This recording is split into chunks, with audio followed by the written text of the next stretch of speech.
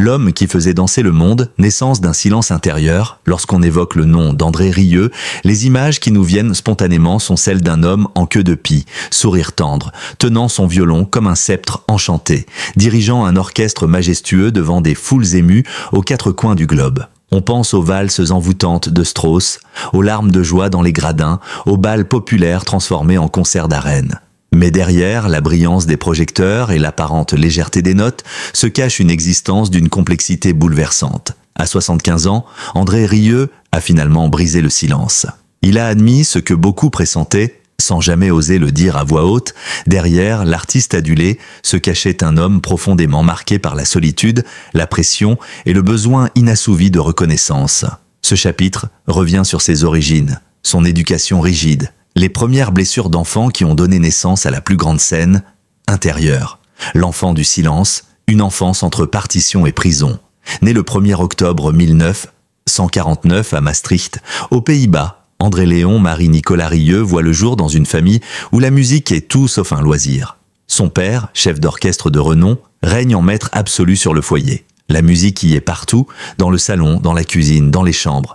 Mais elle n'a rien de joyeux. Elle est exigeante, froide, sévère. Elle est ordre, discipline, soumission. Très tôt, le jeune André ressent une profonde ambivalence. Fasciné par la puissance de la musique, il en est aussi profondément blessé. Car cette musique ne le berce pas, elle le commande, elle ne l'élève pas, elle le contrôle. Il racontera plus tard dans un entretien bouleversant: « Chez moi, les émotions n'étaient pas permises. On pouvait jouer Mahler pendant 2 heures, mais pleurer était interdit. Il apprend le violon à 5 ans, non pas par passion, mais par devoir. Il n'a pas le droit à l'erreur. Les fausses notes sont sanctionnées par des remarques cinglantes. Son père ne l'encourage pas, ne le félicite jamais. Il ne le regarde pas comme un fils, mais comme un exécutant. La musique, pour André, devient un langage de survie, un moyen de rester dans le champ du regard paternel, mais jamais un refuge.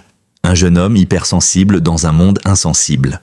À l'adolescence, André développe une personnalité à contre-courant du milieu dans lequel il évolue. Alors que tout autour de lui est rigueur, normes, partition, il rêve de couleurs, de rire, de vie partagée. Il commence à ressentir un besoin viscéral de transmettre autre chose que de la virtuosité, de l'émotion. Il entre au Conservatoire royal de Liège, puis poursuit ses études à Maastricht et à Bruxelles. Là-bas, il découvre une autre forme de musique, moins rigide, plus humaine. Il rencontre des étudiants étrangers, des compositeurs expérimentaux, des musiciens de rue. Il s'éveille. Mais la douleur de l'enfance ne le quitte pas. La pression est là, constante. Il se réveille la nuit en pensant à des fautes imaginaires. Il tremble à l'idée de décevoir. Il garde cette blessure secrète, le sentiment de ne jamais être à la hauteur. Je ne jouais jamais pour moi. Toujours pour qu'on m'aime, mais ça ne suffisait jamais.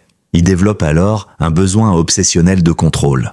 Tout doit être parfait. Le son, la lumière, les costumes. Il deviendra plus tard un chef d'orchestre tyrannique pour lui-même. Mais à l'époque, il est encore ce jeune garçon qui espère qu'un jour, son père lui dira « Je suis fier de toi ». La naissance d'un rêve fou, démocratiser la beauté. Dans les années 1970, André Rieu commence à comprendre que la musique classique est trop enfermée. Elle appartient à une élite, se joue dans des temples froids où l'on ne rit pas, où l'on tousse à peine.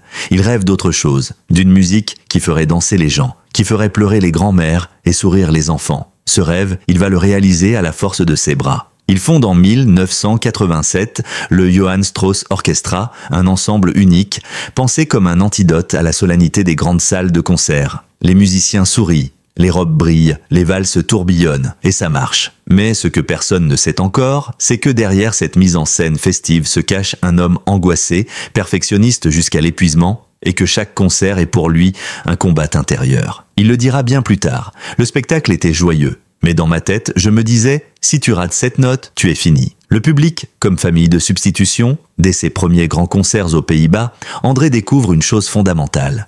Le public l'aime. Sans condition, sans jugement, les spectateurs chantent, dansent, pleurent. Ils lui envoient des lettres, des dessins, des remerciements bouleversants. Et c'est là qu'un autre basculement s'opère. Le public devient sa famille.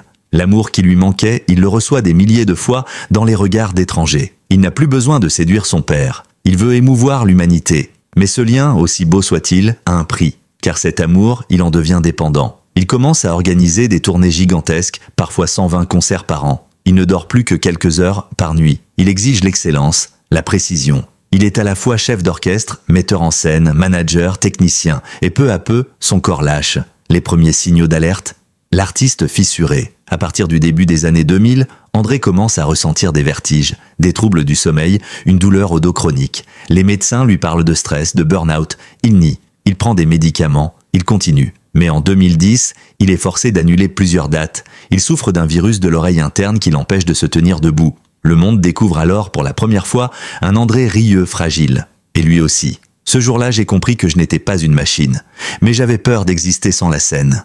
Il commence à parler plus ouvertement de sa fatigue. Il évoque, à demi-mot, une dépression ancienne, jamais nommée. Il parle de solitude, d'angoisse. Mais il n'est pas encore prêt à tout dire. Pas encore, une vie orchestrée dans la douleur. En coulisses, ses proches le décrivent comme exigeant, parfois tyrannique, souvent silencieux. Il peut s'isoler des heures avant un concert. Il vérifie chaque détail. Les fleurs, les rideaux, la température. Certains musiciens le comparent à un chef d'armée romantique, d'autres à un père épuisé. Tous reconnaissent en lui un génie émotionnel, mais aussi un homme incapable de se reposer. André ne vit que dans le regard des autres.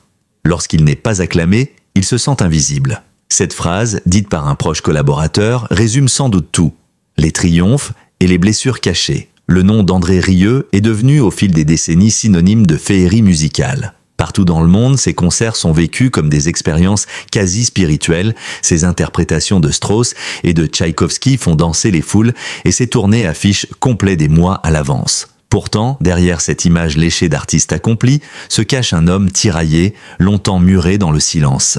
Ce chapitre est une plongée dans les coulisses de la gloire, où se mêlent solitude, épuisement et perfectionnisme maladif, dans un tourbillon où l'artiste ne sait plus s'il joue pour vivre ou pour survivre. La machine Rieu, un empire bâti à la main. Dès les années 2000, André Rieu n'est plus seulement un chef d'orchestre, il est devenu une marque planétaire. Son Johann Strauss Orchestra, qu'il dirige d'une main de maître, est reconnu comme le plus grand orchestre privé au monde. Ses concerts sont diffusés dans plus de 100 pays, traduits, rediffusés, vendus en DVD par millions. Mais ce succès cache une mécanique implacable. Rien, absolument rien, n'échappe au contrôle d'André. Il supervise tout, le moindre costume, la couleur des rideaux, la disposition des violonistes, le placement des caméras, la gestuelle des musiciens. Il a fait de chaque représentation un ballet millimétré, à la seconde près. Quand tout est parfait, je peux respirer, confia-t-il dans un documentaire. Mais ce besoin de perfection n'est pas né du hasard. Il est l'héritage direct d'une enfance sans droit à l'erreur, marquée par les jugements paternels et la peur constante de l'échec. Le prix de l'excellence, un homme au bord de l'abîme. Les années 2005 à 2015 sont une période paradoxale, le sommet de sa popularité, mais aussi le creux de sa forme physique et mentale. À cette époque, André Rieu enchaîne jusqu'à 120 concerts par an, parfois sur plusieurs continents en quelques semaines. Il dort dans des hôtels, voyage en avion privé, consomme des antidouleurs pour calmer ses douleurs dorsales, des sédatifs pour dormir. Son équipe rapporte des moments de vide extrêmes entre les représentations, des loges silencieuses, des repas pris seuls, des réveils nocturnes avec des sueurs froides. Il consulte des médecins, des psychologues. Il refuse d'annuler, malgré les recommandations. « Le public m'attend. Je ne peux pas les décevoir », répétait-il. Mais en 2010, le corps dit stop. Des vertiges liés à une infection virale de l'oreille interne le forcent à annuler une tournée. C'est la première fois qu'il brise son propre rythme. Il vit cela comme un échec, non comme un signal d'alarme. Pendant plusieurs semaines, il ne sort plus de chez lui. Il pleure, il doute.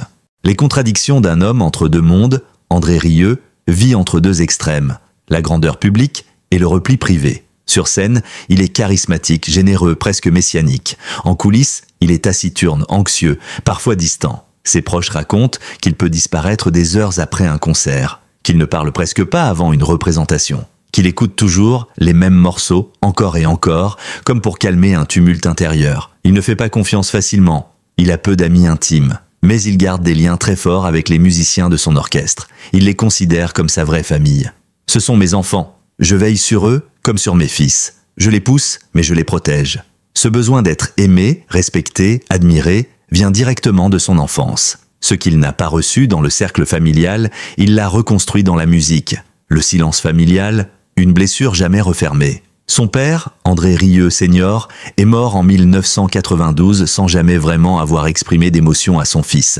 Lorsqu'on lui demande s'il s'est réconcilié avec lui avant sa mort, André répond, les yeux baissés, « Il n'était pas homme à pardonner. Il n'était pas homme à dire « je t'aime ». Alors j'ai arrêté d'attendre. » Cette absence de reconnaissance paternelle l'a hanté toute sa vie. Même dans ses plus grands triomphes, Berlin, Sydney, Buenos Aires, il se demandait « Que penserait mon père ?» M'a-t-il vu à la télévision? M'a-t-il entendu? C'est pour cela qu'il ne parle presque jamais de sa famille d'origine. Il a préféré construire la sienne, avec son épouse Marjorie, discrète mais essentielle, qui gère une partie de ses affaires, le soutient, le cadre. Elle est son ancre, celle qui le ramène à la réalité. Ils ont 2 fils, qu'André aime profondément, mais à qui il avoue avoir parfois transmis ses propres peurs, la scène comme confession, la musique comme cri muet. Plus les années passent, plus André utilise la scène comme un espace thérapeutique. Il parle plus au public, il partage ses émotions, il dédie des morceaux à sa mère, à ses enfants, à ses musiciens. Mais ses concerts me sont aussi des bulles de protection. Un monde rêvé, où personne ne souffre, où les robes brillent, où tout est en harmonie. Il le reconnaît, je crée sur scène le monde dont j'ai rêvé enfant. Un monde sans cris, sans violence. Un monde qui m'aurait accueilli. Chaque valse jouée est une tentative de réparer quelque chose. Chaque sourire envoyé au public est une prière silencieuse. Ne me laissez pas seul. La reconnaissance populaire, le rejet des élites. Un des grands paradoxes de sa vie est là, acclamé par le peuple, méprisé par les élites. Les critiques musicaux classiques le considèrent encore comme un divertisseur de masse, un simplificateur de chefs-d'œuvre. André ne répond presque jamais. Mais il souffre, ses remarques ravivent son vieux complexe d'infériorité. Il a toujours voulu être pris au sérieux. Et il ne l'a jamais vraiment été par le monde académique. Mais il finit par faire la paix avec cela. Je préfère faire pleurer une grand-mère avec une valse que de recevoir un prix dans une salle vide. C'est cette phrase qui, selon ses musiciens, résume sa maturité. Il a choisi son camp, celui des émotions, celui des gens, le legs du cœur, ce que la musique ne dit qu'en partant. À 75 ans, André Rieu ne court plus après le temps. Il l'écoute, il ne cherche plus à convaincre mais à transmettre. Lui qui a passé une vie à diriger des orchestres, à orchestrer des sourires et à faire danser les cœurs, se dirige peu à peu vers un autre tempo. Celui de la paix intérieure, du dépouillement, de l'essentiel. Ce chapitre est l'histoire d'un artiste qui, après des années de triomphe et de douleurs contenues, accepte enfin de s'arrêter pour regarder derrière lui. Il nous livre un héritage bien plus grand que ses spectacles, une leçon d'humanité, de vulnérabilité et d'amour inconditionnel pour la musique et les autres. Le virage vers la lenteur, un homme face à l'âge. Le changement ne s'est pas fait en un jour, ce fut un glissement, discret mais déterminé. André Rieu a commencé à espacer ses concerts, à refuser certains engagements, à privilégier des moments simples avec sa famille, ses amis, ses musiciens. Il n'a jamais vraiment annoncé sa semi-retraite. Il l'a suggéré, par des silences plus longs, par des regards plus profonds sur scène, par des remerciements plus appuyés à son public. Il ne voulait pas faire de son départ un événement. Il voulait le vivre comme un adagio, une lente descente de notes, presque imperceptible. Dans une interview accordée à un média autrichien, il a confié « Je ne veux pas que mon dernier concert soit un adieu. Je préfère qu'il ressemble à une dernière valse où chacun rentre chez soi avec le cœur un peu plus léger. » L'art de transmettre, la musique comme héritage vivant. Au lieu de bâtir une fondation à son nom ou de publier une autobiographie tapageuse, André Rieu a choisi une voie plus humble, enseigner, partager, inspirer. À Maastricht, il a ouvert un centre de formation musicale en partenariat avec le conservatoire local où il encadre lui-même de jeunes musiciens avec une approche résolument tournée vers l'émotion et la sincérité plutôt que la performance technique. Le plus beau vibrato, c'est celui qui vient du cœur, pas celui qu'on vous enseigne à l'école, dit-il à ses élèves. Il leur apprend à ressentir avant de jouer, à regarder le public, à comprendre la musique comme un langage de communion. Pour lui, un musicien n'est pas un technicien, c'est un messager d'âme à âme. Il passe aussi beaucoup de temps avec ses anciens musiciens, qu'il continue d'appeler affectueusement ma famille musicale. Il les aide à se reconvertir, les conseille, les invite à jouer encore dans des projets plus intimistes. L'aveu ultime, je n'ai jamais été heureux longtemps. C'est dans un documentaire de 2025, réalisé pour une plateforme néerlandaise, qu'André Rieu prononce enfin les mots que beaucoup attendaient depuis longtemps. Face caméra, sans maquillage ni musique en fond, il dit simplement « J'ai connu la gloire, j'ai connu l'amour, j'ai connu la fatigue, mais le bonheur, je ne l'ai ressenti que par fragments. Le reste du temps, j'essayais de tenir. » Ce moment suspendu laisse place à un silence long, volontaire. Il regarde l'objectif, puis ajoute « Peut-être que je faisais de la musique pour essayer de retrouver un bonheur qui m'échappait, pour le provoquer, pour le recréer. Et parfois, oui, j'y suis arrivé. » Cet aveu bouleverse le public. Il détruit l'image de l'homme toujours souriant, mais renforce celle de l'humain profondément sincère.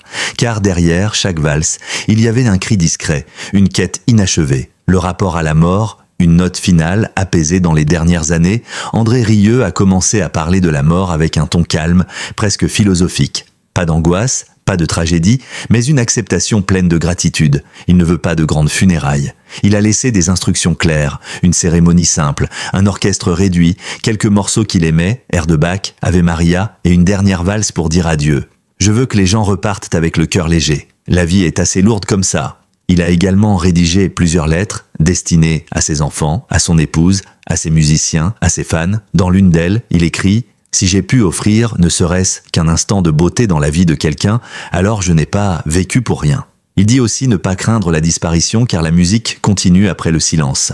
Elle se propage, elle résonne dans ceux qui l'ont entendue, l'héritage, plus qu'un nom, un souffle.